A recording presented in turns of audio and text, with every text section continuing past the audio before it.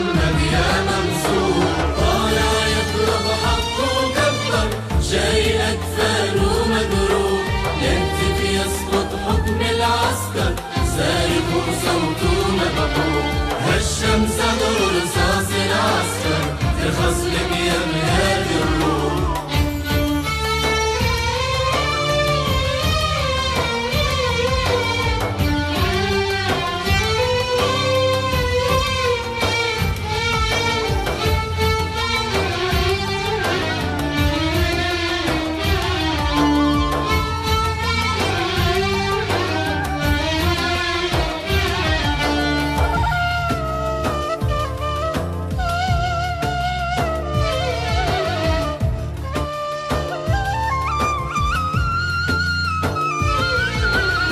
أم الدنيا شد الحيل مهما ذوقوك الويل، شمس ولادك تجلي الليل يغسل وشك مية نيل. أم الدنيا شد الحيل مهما ذوقوك الويل، شمس ولادك تجلي الليل يغسل وشك مية نيل.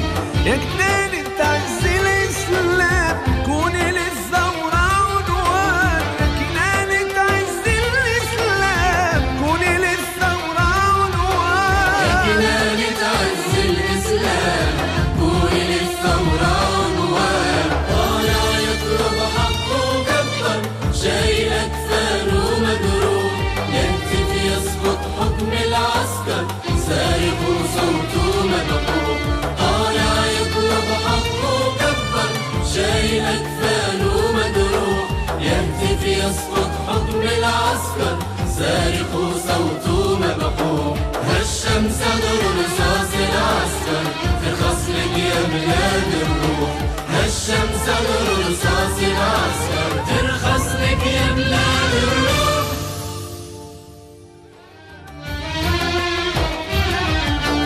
ثورتنا تشرق بالنور والباطل زيف ومنحور، تمم ثورات الأحرار ولا ترضى حاكم بالزور. ثورتنا تشرق بالنور والباطل زيف ومنحور، تمم ثورات الأحرار ولا ترضى حاكم بالزور. شق الصخر وهد السور. وصاح من الشعب صوت صديق، قوي أمي عميق عريق. هو صاح من الشعب صوت صديق، قوي أمي عميق عريق. يقول أنا الشعب والمعجزة، أنا الشعب لا شيء قد أعجز. صاح من الشعب صوت.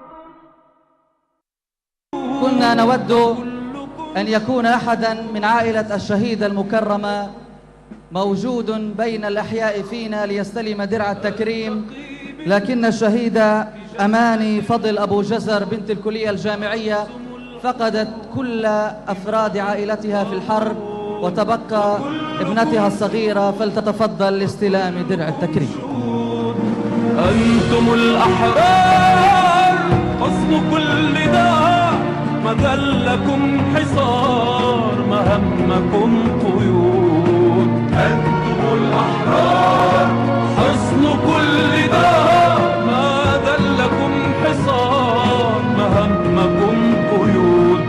وكلكم شهود، وكلكم شهود. وصيتي لكم إن كنت لن أعود، ألتقي بكم في جنة الخلود. سأرسم الحدود دماء وورود، وكلكم شهود، وكلكم شهود. أنتم أيها الشهداء الذين تصنعون مجدنا وكرامتنا والحياة، بكم انتصرنا وسننتصر.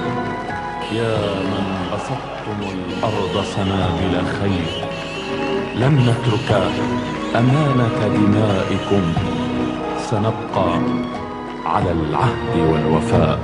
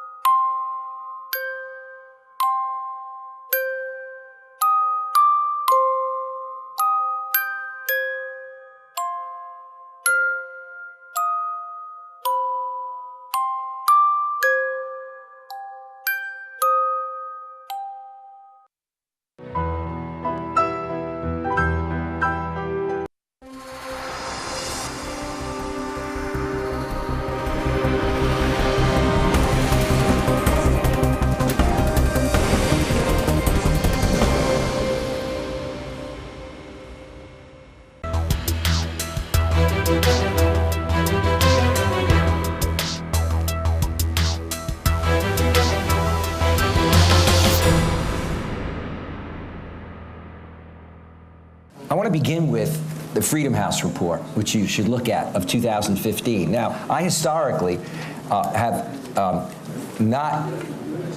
been aware of the work that Freedom House does, but often been critical about the criteria that it uses at times in their assessment. But I must say, post-Sisi, Freedom House is spot on, whether they're talking about Egypt or they're talking about the Tunisian situation.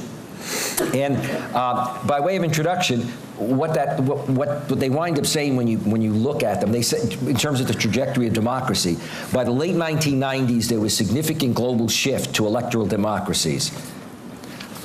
But that in the first years of the 21st century, there was a reduction in democratic freedoms. And in their 2015 report, they say that for the 9th consecutive year, the condition of global politics and civil liberties showed an overall decline.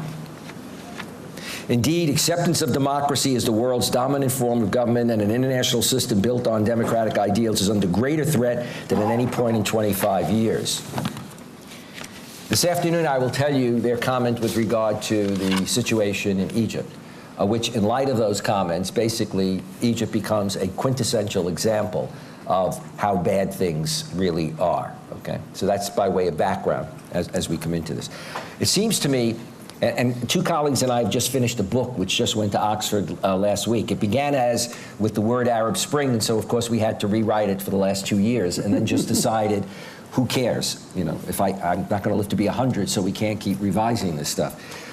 But we talk about the fact that one has to have a different view of where we are and where the 21st century is going. And I would just say that with regard to Professor Haynes' comments at the beginning of his talk, when he talked about the fact that we need to use language, but in fact, often we don't really use the words in the same way and hear them in the same way. I would say most of the words are on the table now, including secularism, democracy, Islamism, political Islam, and we need to sort of rethink that, and I'll refer a bit to it. The question is democracy today, is it in trouble or dead? Are we entering a next round of global terrorism, symbolized by ISIS? The Obama administration is looking to, in effect, and I'm not just singling out my own country here, to declare war on ISIS for the next 3 years. And there's a lot of talk about and framing of dealing with ISIS in terms of a global war, which I think is a bit exaggerated. You start using that language, it comes back to bite you.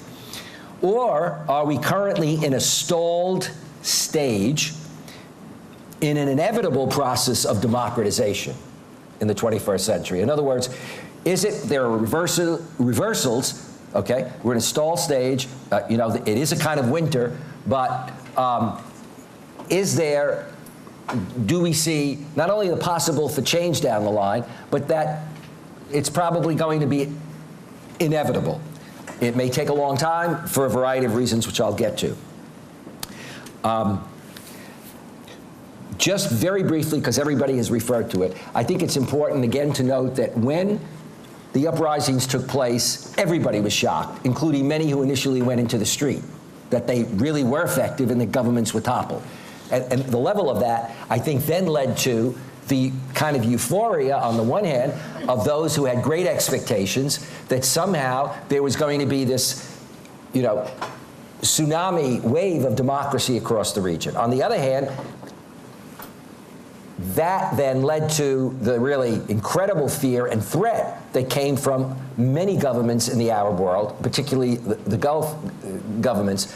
Not so much that somehow the Brotherhood or Ennahda were going to come into their region, but that the example would then ignite. And you could see that in the way in which, in some countries, things were handled the way they always are. Have a crisis, raise the salaries, etc. You know, I wish we had a little bit of that in the U.S. I mean, it would be good for the, you know, economy vis-a-vis the government. But in other words, you know, you throw money at it to make it better. Of course, the problem is the money got thrown far beyond the borders, you know, of the Gulf, and in support of things like the Egyptian coup.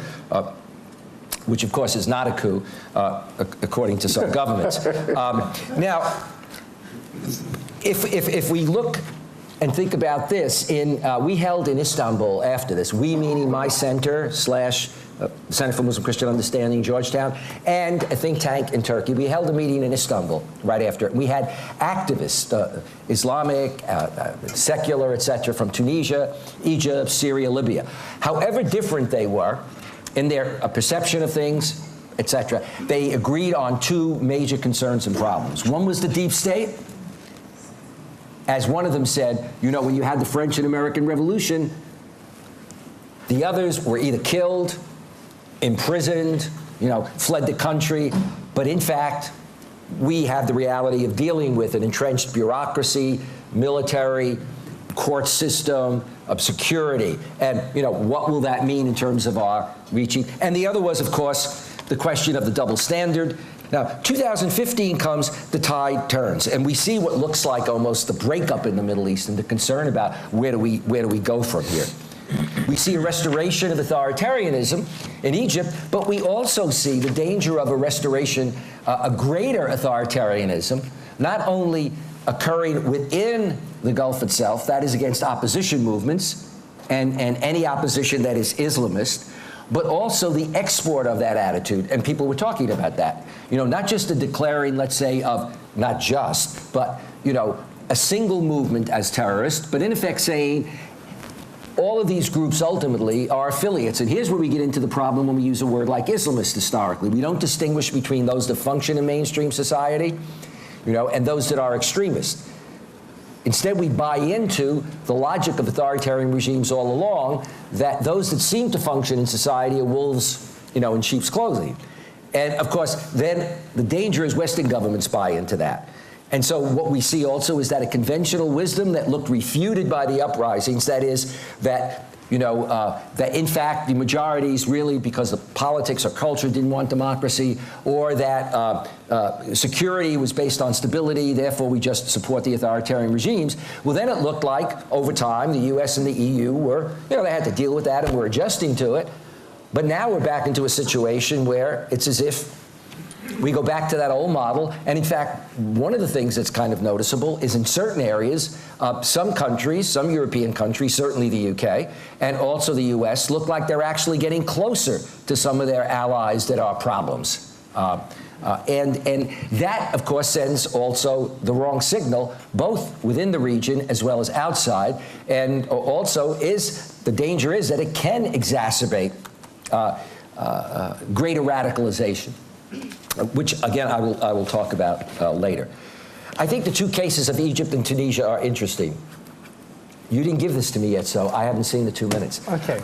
The two cases, and so I'm going to take 3 minutes on this. Just compare them for a second. The Egyptian situation lays out, in many ways, in the best possible way, what the problem is. That is, it's right out front. You've got the restoration of authoritarianism. It's not done subtle. You've got clearly the support for that revolution and the continued financial support, okay, by outside donors, as it were. And No one would debate that. Well, not no one, but it's fairly out there in terms of empirical, evidence, okay? And the way in which that government then shows itself in terms of, initially, the signal is we'll have an inclusive political system after the coup, where we're going to bring about, stability and security and democracy somehow. But then the Brotherhood suddenly becomes a terrorist organization, okay? And then you have massacres, repression, which of course, in general, quote, the civilized world says, we're not happy with that. Rather than elements in the civilized world condemning it clearly and using words not of criticism but condemnation, and demonstrating that by also making it very clear that issues like support and aid, will be withheld. It's become full-blown now because even those that supported the regime but now want to speak out, they're also thrown into prison. So you have, trials, you have mass death sentences, you now have, a group of people who simply for being critical of the government, more than 225, found guilty with a long term. That's out there and it's clear. I'm glad you put please. I will finish. The Tunisian example, though, is the more subtle and, I think, instructive. In contrast to the Muslim Brotherhood, Ennahda, I believe, was far more savvy. Of course, the situations were different in the country. The military in Tunisia didn't act, but more politically savvy. The vision of Ghanouchi in terms of talking about civil Islam. The emphasis on national unity to the point where Ennahda backed out of government, okay? And even what, in fact, most would argue politically they shouldn't have done, but Ghanouchi pushing to get Ennahda on board, and that is to allow members of the former government and the RCD to run, to run for office in the current conditions, rather than say, for example, they're going to run for 5 years. But the real question now, and the real test is, will the winners who have now taken all, parliament, the presidency, will they prove that they're really inclusive? Not just with a little window dressing. So, for example, initially 24 ministerial positions, nothing to Ennahda. Now you get a couple of seats given to it, okay? If Morsi had done that, or Ennahda had done that, and Ennahda, remember, had that inclusive approach to all, people would have said that's window dressing. So I think that a real challenge to elites, not only in Tunisia, but elites in other parts, who is going to be, are you really liberal Democrats who then will work with others in the name of national unity? Okay, that's it. Thank you very much, Professor. I will apologize in advance. I will be rushing everyone. There is a lot to say on this issue, but we are working towards a tight schedule. I'll be glad to pass the time limit to him. Well, you passed your time limit, by the way. No, I'm going to take away, you should take away a couple of minutes from him. Yeah, wasting our time. Okay, next to speak is Professor Abdul Wahab Al-Effendi. He's a political scientist who specializes on the subject related to Islam and modernity. He's a reader in politics at the Center for the Study of Democracy at the University of Westminster. So I'll hand over to Dr. Abdul Wahab. Thank you. I'm now seeing that you have treated my friend John that way. I'm going to just give small points. I'll start with a small reflection about the date today, because today is the 12th of February, which when I was thinking that the message Cordoba want to send that they commemorating the assassination of Hassan al-Banna. Which is today, but I thought again yesterday also was the Iranian Revolution, so I don't know what the message, but the day before was my birthday, so I think that the message they are sending, that disasters come in very quick succession. That'll be in the Telegraph this weekend, by the way. Those comments will be in the Telegraph this weekend. But I think that the first point about Islamists and democracy, or Islamists and democracy, is that at the moment, Islamists have become Democrats in spite of themselves, because everybody now is associating the struggle for democracy with in the Arab world with Islamists, or imposing it on Islamists. Whether these are the regimes in Egypt or the regimes in Syria, who accuse all their enemies, or anybody who agitates for democracy, that he is an Islamist. So it doesn't matter now. If you are a Democrat, you are an Islamist, and if you are an Islamist, you are also opposed to the dictatorship. So that might be a good thing, I think, that now Islamists have to know that their faith and democracy are tied together. Also, I think that some of the dictatorships in the Arab world and also outside the Arab world, I mean, yesterday or the day before, Sisi was hosting Putin. So a new axis of evil of all enemies of democracy is forming. And they see all of them, they agree that Islamists are the threat because they seem to be the ones who have the ability to change and to challenge dictatorship. So that, I think, is something which is now happened, and it should be reflected on by the Islamists in the sense that they should translate this into a more clear and unequivocal commitment to democracy and democratization.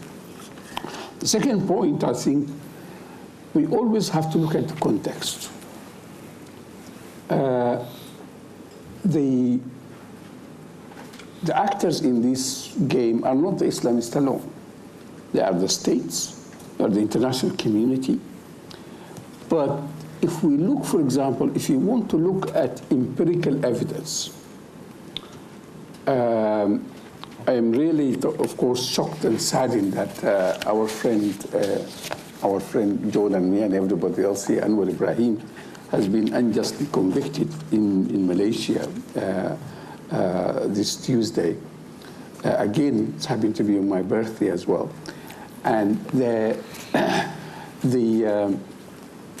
but Malaysia, whatever we say about it, Malaysia is one of 3 countries in the Muslim world.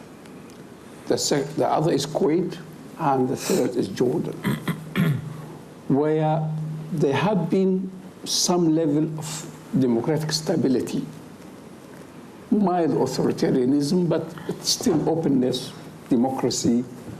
There was no coups. There was continuity throughout their history, from independence until today. What is common to these 3 countries? In all of them, Islamists have always been legitimate and part of the system. So there has been also a contextual, historical connection between stability, democratization, and the role of Islamists. Whenever you have Islamists have a role in openly, you have stability and you have some kind of openness. So it is not that the propositions and the ideas of Islamists are not, or their reaction or the way they move towards the political context is also dictated by the political context itself. So if there is a country which arrests and tortures and persecutes Islamists, who, as I said earlier, because they are the only ones who are seen as the challenge to the dictatorship, then that country would have lots of problems, of which lack of democracy is one. The fourth point is that we also need some updating of how it started yet. Some updating on our conception and also on Islamist thinking, because a lot of the literature, a lot of discussion, for example, they start with Hassan al-Banna, and for example, what Hassan al-Banna or Mawdudi's attitude to democracy. Now, at that time, in the 30s and the 40s, when Hassan al-Banna was active, everybody's attitude to democracy was different from what it was today. And so we cannot just go back to that. And I think also for the Muslim Brotherhood and Islamists themselves, they have to update their thinking, because I received, I follow the Ikhwan literature, and I was sent a few months, 2 or 3 months back, an article, which again was authored in 2011 by a senior member of the Brotherhood trying to explain the ideology of Muslim Brotherhood. I read through that article, and I noticed that almost every reference in that piece dates either from 1940s or 1930s, with a couple from the 1950s. I said, where are we living? Are we living in that time, or have we moved on? We have really to move on. I'm going to finish now because this person who is the moderator is actually ruining our... You've got 4 more minutes. I can continue for 4 more minutes. I think we should not waste time preparing for these things. If you give us 10 minutes, we just come and chatter and then go. But I'll point to a number of reflection conversation, because like John, we had been engaged and John with me, and we have been engaged in a long time with debate on both sides of the argument between Islamists, secularists, and also Western diplomats. Somebody else is also. Sorry. Now,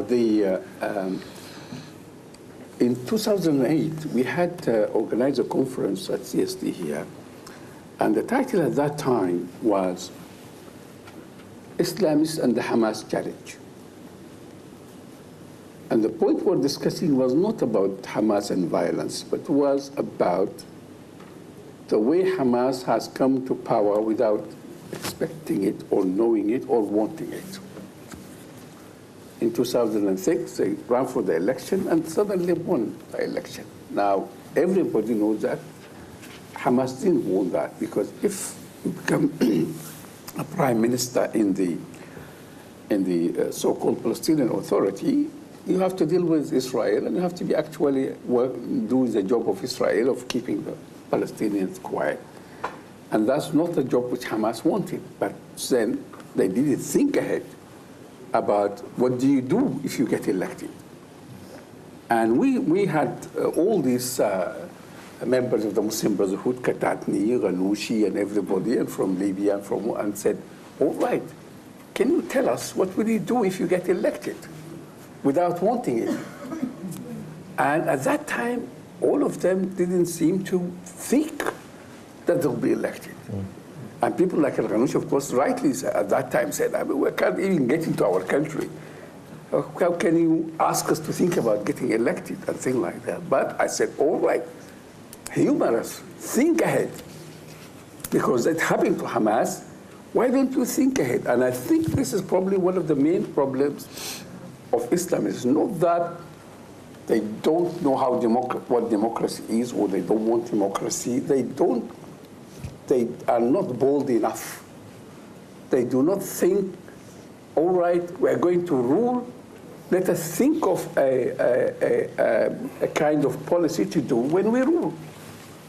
So they walked into, with Hamas, they walked into government without thinking. In Egypt, they also, until January, the Mursid was saying we will never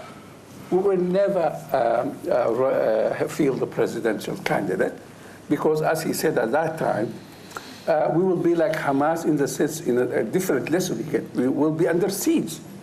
And of course, that I think, as I said at the time, and I say now, is the wrong lesson. Because Egypt is not Gaza. You cannot be under siege, but you need to be president for all the Egyptians, and you need to think ahead, and you need to make the balances. If you want to run a country, do like Erdogan in Turkey. You have to deal with the military, you have to deal with NATO, you have to deal in Egypt. If you want to rule Egypt, you have to accept Camp David Agreement, you have to deal with Israel, you have to deal with Americans, you have to deal with... They were never thinking ahead. I think this is the problem. The problem is not between Islamists and democracies, but Islamists and governance. How, as an Islamist party, since whether you like it or not, you are now the main opposition, the main political group, you are the main democratic movement, you have to think more broadly about governance. And I'll stop here. Thank you. Thank you for finishing on time, and privilege in introducing our next speaker, Professor Jeffrey Haynes. He used to be one of my lecturers at university. He is an associate dean in the Faculty of Social Science and Humanities in London Metropolitan University, and he directs the University Centre for Study of Religion. So without further ado, I'll hand over to Professor Haynes. Thank you very much, and I shall try and follow the path of righteousness here and stick to 10 minutes, but hey, you know, no, I shall. I'm a well-trained social scientist from London. Thank you very much for the invitation again. Thank you very much. One good thing about coming last in a panel, of course, is you can steal all the ideas from the earlier speakers, so I shall do that fulsomely right now. My other interest is in democratization. I co-edit a journal called Democratization, which has been around since 1992, actually. It's in 1993. It's in its 22nd year of publication. And it came about in the aftermath of what's known as the third wave of democracy. And Professor Esposito mentioned in passing he referred to the Freedom House statistics over time. And one thing we can see empirically is that around the world there are more and more countries that can justifiably call themselves democracies. We've also seen, however, a qualification of that term democracy. So we used to think we'd go from authoritarianism or even totalitarianism to something called democracy, where we would have a phase of democratization. We would then come to a period of democratic consolidation, where implicitly countries would adopt liberal democratic values, frameworks of doing politics, and the world would increasingly look like a homogeneous democratic space. One thing that we've seen in the journal over the last 20-odd years is that that isn't in fact the case, that something called democracy isn't at the end result of something called democratization. So if we think that there is a polarization between something called democracy and something called non-democracy, then I'm afraid we're living in a view which doesn't reflect the realities in the world. In other words, there are very few countries that have all the characteristics, as most of us would identify them as, of a democracy. Let me give you an example. Earlier on, the reference was made to Turkey.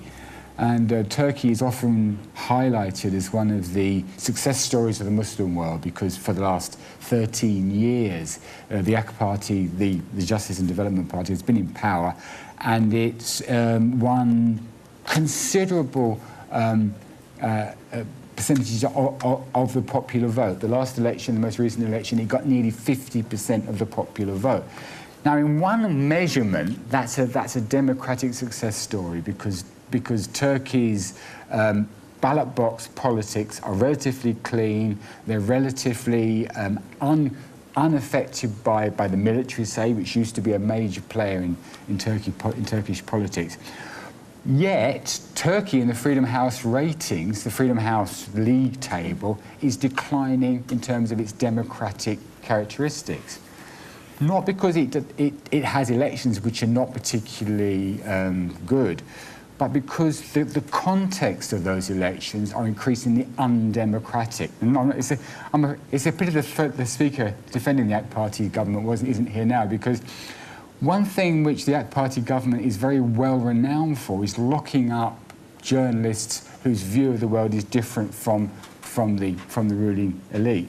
Now, that may not matter. You say, well, look, this is democratic. This is about democracy. This is about the ballot box, and therefore that's paramount. But I think the bigger issue is that when we talk about democracy, we can't simply begin and end with elections. And of course, the last 2 or 3 decades, the European Union, the United States of America in particular, has implicitly championed the idea that democracy begins and ends with the ballot box. You have the ballot box, you have a free and fair election, the outcome is democracy, let's carry on, this is a success. But as we've seen in many countries around the world, not just Turkey, but a whole range of countries with a whole range of political cultures, religions, traditions and histories, that's the start of a process of democracy, not the end of it.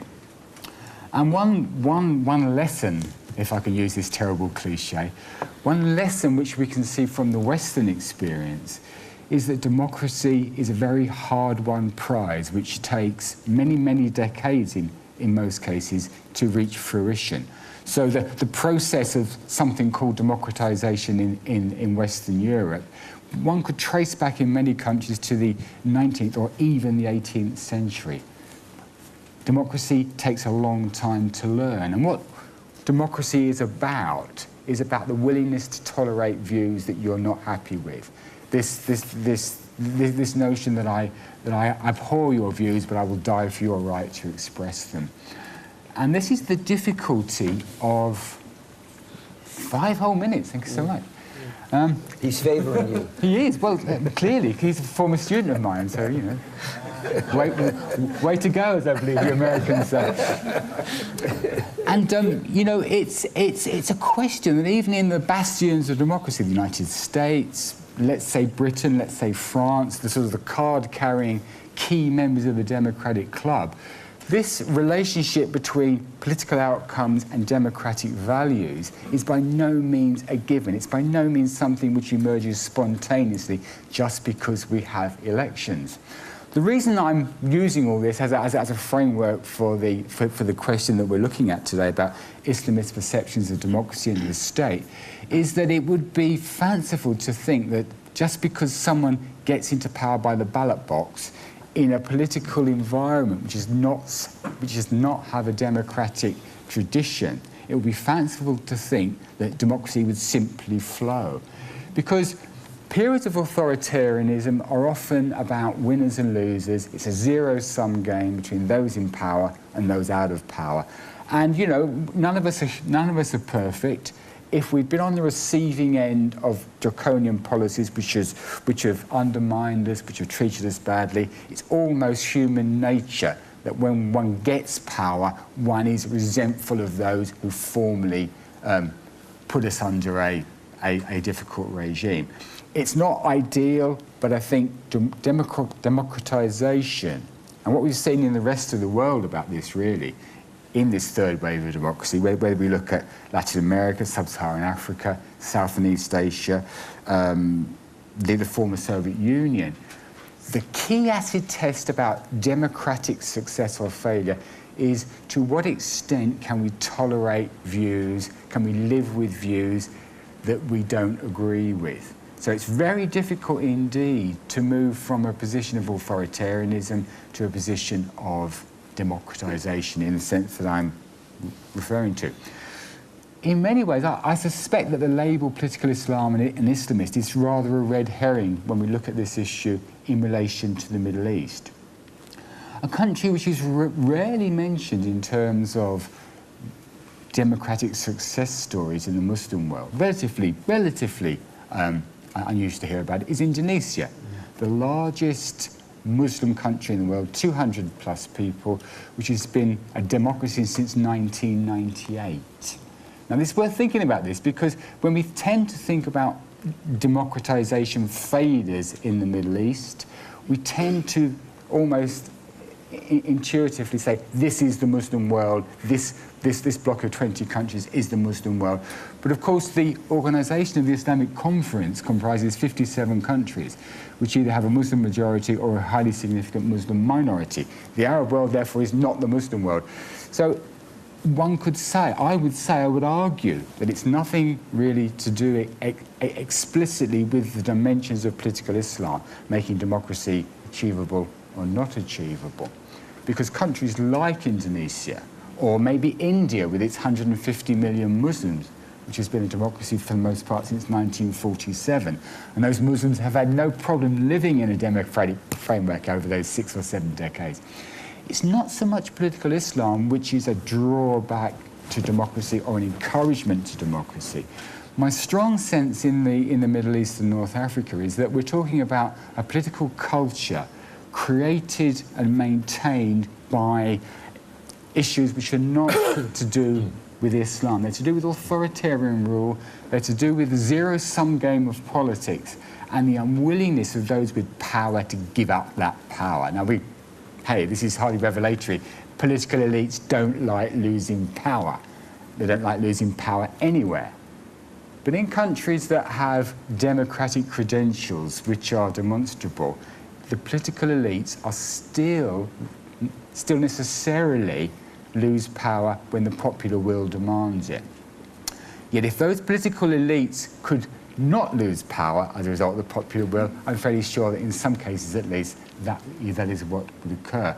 So I think that what we're talking about primarily in the Middle East and North Africa is not a deficiency of political Islam, it's not that democracy and political Islam are not compatible, because all the evidence that I'm aware of is that Islam and democracy are perfectly compatible. But where we've seen in the Middle East and North Africa significant disappointments in terms of the Arab Spring outcomes, my judgment is that this is much more to do with the traditions, the history, the world position of such countries in a longer perspective than simply a snapshot of democracy or not in 2015. It doesn't make the future any easier. It isn't the case, for example, in Syria, Assad is suddenly going to stand down and we'll have a pristine democratic environment where everyone will work in a position of tolerance and compromise through the ballot box to come up with a new Syria. Of course not. So there is a lot of questions to ask. Please finish. I will. There's a lot of questions to ask about the relationship of political Islam to democracy, but there's lots of questions to ask about democratic outcomes much more generally, not just in the Middle East and North Africa, but around the world, where we've seen something like a shift to something like democracy, which has stalled over the last 15 years. One could even argue that there is a democratic backsliding, a real authoritarianism of many political environments that we thought had become democratic. Now, none of this answers the question that I'm asked to look at, but I think it does at least make some of the issues in a wider context than perhaps if we simply focus explicitly and only on the characteristics of the Middle East and North Africa. Thank you. Thank you, Professor Haynes, for not indulging my favoritism too much.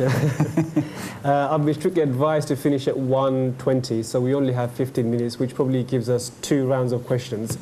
So what we'll do is take 2 rounds of questions, 3 at a time, and get the experts to answer and then move forward from there. So, gentleman here. My name is Ahmed Al-Aoudi. I'm a Master Student at King's College. And actually, my interest in this session was about, the title of the session was about the perception of Islamists about the rule of the state and the democracy. And I wonder if I'm afraid that I'm still unable to get the idea from the panel. If someone can elaborate, what are the perceptions, different perceptions of Islamists toward the state?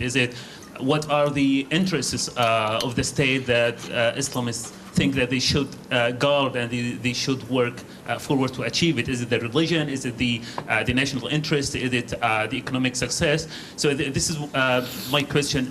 Hello, Jenny Tong, member of the House of Lords. This is probably a slightly naive question, and I apologise, but none of you have mentioned the rule of law. And any democracy anywhere in the world should, I thought, first establish the rule of law. And I want to know what you think are the difficulties with establishing a rule of law in a democracy when Sharia is so strong. There's a gentleman over there. That's it. Hello, Ashur Shams. The thing is, with the Arab Spring, it taken us all by surprise. The Islamic movements, not least, because it was a sudden change from authoritarian to democracy, and we thought that we are ready because there is a lot of public sentiment with Islam and with the Islamic movements. We misunderstood that to be a mandate to govern democratically, and I think that's where the problem starts. We are in a transition period, moving from authority of 50 years, 60 years, 40 years to a democracy, which was very, very misleading. So the reactions were different in Egypt, in Tunisia, different reactions altogether to this new situation we found ourselves in. Please get to your question. And, please, thank you. get to your question, please. I don't have a question, just a comment. Okay. Just talking along. I can stop at any time. Thank you. Thank you. I think the first question especially is really an accusation. We haven't really addressed the issue, so maybe we need to get right to that. So whoever wants to go first. Professor, you want to go first? Yeah. Well, to begin with, you can't answer the question in a single way. You've got a diversity of Islamic movements, and they exist in diverse contexts. So, for example, if you look at Turkey, Turkey accepts the notion of secularism, but uses it in a more inclusive way than the kind of laïc of the past. And so, therefore, you don't see religion involved in terms of, directly influencing key institutions of state. And there is no question about, for example, in Turkey, implementing as a law for the country Sharia. If you look at Tunisia, the Tunisian model that Ennahda put out was to emphasize, rather than political Islam dominating, it was more, if you will, civil Islam or civic Islam.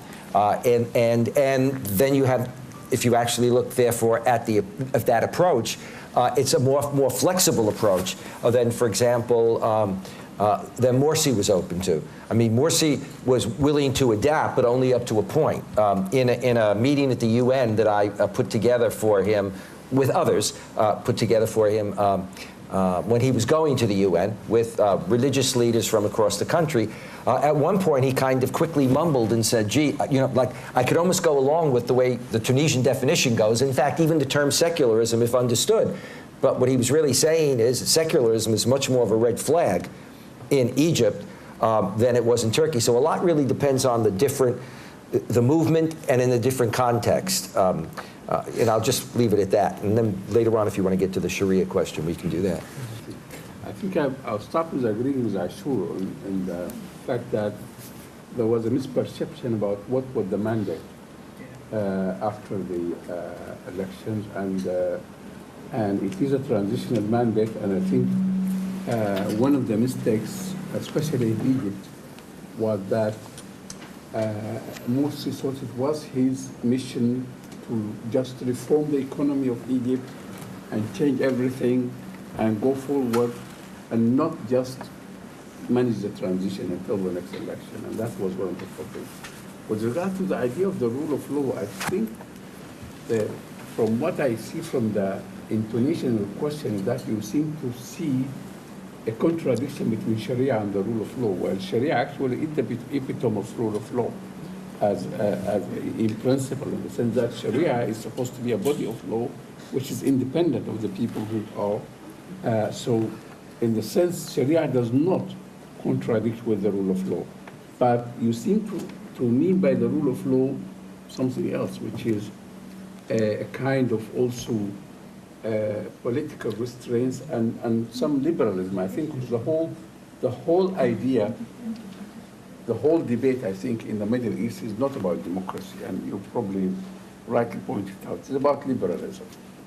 That the West doesn't want to promote democracy, they want to promote liberalism, and actually people like Farid Zakaria put it quite openly that we shouldn't promote democracy because these are barbarians, and we should have, like Hong Kong, a good governor general to teach them the rule of law and to teach them liberalism, and then when they are ready to become good liberals, then we will allow them to have a little bit of democracy.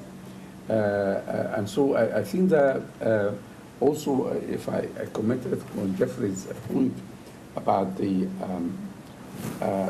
authoritarianism, and because he seems to say that in Turkey, for example, the problem is that people think about democracy as just elections. I don't think that that's the idea in Turkey or anywhere else, in the sense that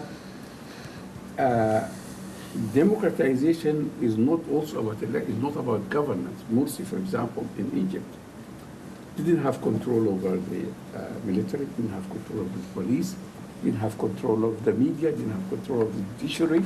So there are entrenched power centers which themselves need to be democratized. And in Turkey, for example, the media is one power center, which, as I think that the Turkish speaker rightly pointed out, is a power center in itself, together with the military, together with the judiciary. These are established power centers that themselves need to be democratized because they are controlled by minorities.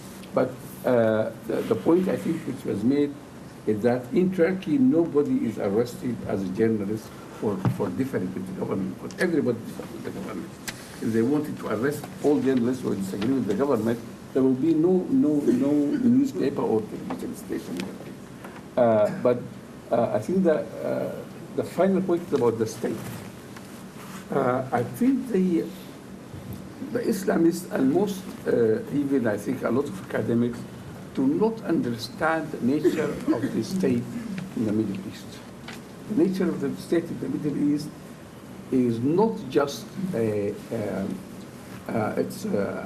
it's an authoritarian and it's controlled by many power centers like the business, but also it's embedded into an international order which is at the moment hegemonic.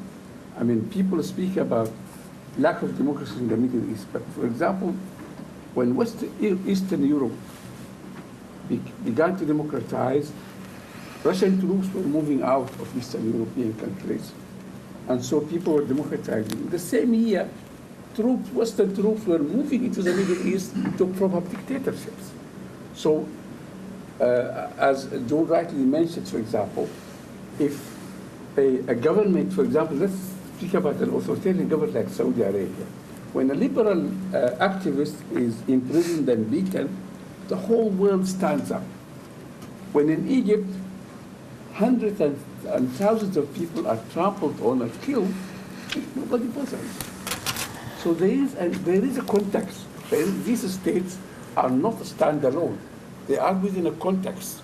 And this context is secular, liberal, bias against the culture of the Middle East. But let's... If I could ask Professor Hayes to be quick. I'm only ever quick. I do not know how to be long. The question is kind of predicated on the fact that, on the idea that Islamists can change the state if they choose. And I think that it depends what we mean by the state. The state isn't a synonym for government. The state, in a technical sense, is the institutions that run government. So they have a life of their own. They have a culture of their own. They have a tradition of their own. Very, very difficult to reform states according to the ideological desires of the government of the day. Think of the former Soviet Union and Russia. Think of the continuity that we see there, for example. So I think that the Islamist perception of the state is, in a sense, a red herring. A state is a technical idea that is necessary to run the increasingly complex nature of what governments do. Why would Islamists have a different perception of that than non-Islamists? You've still got to have the technological functions performed, the technical functions performed by the state, regardless of who's in power. So I don't really see that it's a particularly valid question in terms of ideological preference as to what kind of state we have. States simply endure, and they're very hard to reform. The rule of law issue is very important, and I think it's important to kind of highlight that we hadn't mentioned that. Yes, I think this is one of the characteristics, key characteristic perhaps, of any viable democratic framework is the fact that unless you have the rule of law, which implies at a basic level that citizens are happy to go out on the streets day and night and don't fear being robbed, stolen from, killed or whatever. Unless you have that perception of security and stability, which the rule of law exemplifies, then you don't have all of the conditions for a democratic framework. But I think the rule of law, the notion of the rule of law, comes from a Western model of consensus, of civic culture, where everybody is agreeing broadly on what that rule of law should look like. When you have a plurality of religions, a plurality of ethnicities perhaps, then the perceptions about what constitutes a viable and appropriate rule of law is not so clear-cut. That's one of the jobs of democracy, is to fashion a framework where people have a modus vivendi, literally a modus vivendi, so they can work together, live together in a framework which the state runs called the rule of law. It's very difficult to bring it about, and there isn't a great deal of necessary link between a democratization process and a rule of law process. They can be linked, but they're often quite separated. Thank you. Yeah, if Professor Esposito can answer the specific question about why it's difficult to have rule of law, a democratic rule of law in a society governed by Sharia law. So if you can address that question. I think at the heart of the problem of even seeing the difficulty is the fact that many Muslims, both scholars and non-scholars, and many non-Muslims, okay, both scholars, non-scholars, and politicians, okay, don't understand at least what I think Sharia is. The conflation of Sharia with the words Islamic law is incorrect. Sharia refers to God's law, divine principles, values as found in the Quran. Islamic law and the corpus of Islamic law, that was a product, okay, of both the divine law and principles, but of interpretation and application. And what that meant is that it was interpreted and applied in an historical and social context, okay, often including customs that were seen as not being a problem, okay. Therefore, one can then talk about significant reinterpretation.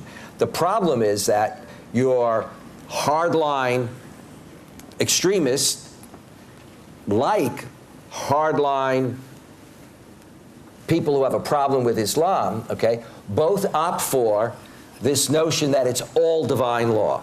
And therefore they can go back and say, you know, look at that classic tradition. And part of that problem is that when they go to certain aspects of even the Islamic law produced in the past, some of what's there is not to be found in the Quran, for example. So understanding what Sharia is important, because if we don't understand it, then we have all kinds of issues, including in my own country, where you have 29 states that are passing anti-Sharia laws because they're looking and thinking, oh, this must be what Baghdadi wants, or this must be whatever. But it's also a problem because very well-meaning Muslims often conflate the two terms, which then locks into a law in its construction that went back and divinizes all of that, or sacralizes it. Thank you, Professor. Sadly, we've come to the end of our time. Sorry we didn't have enough time to answer some of your burning questions, but we are...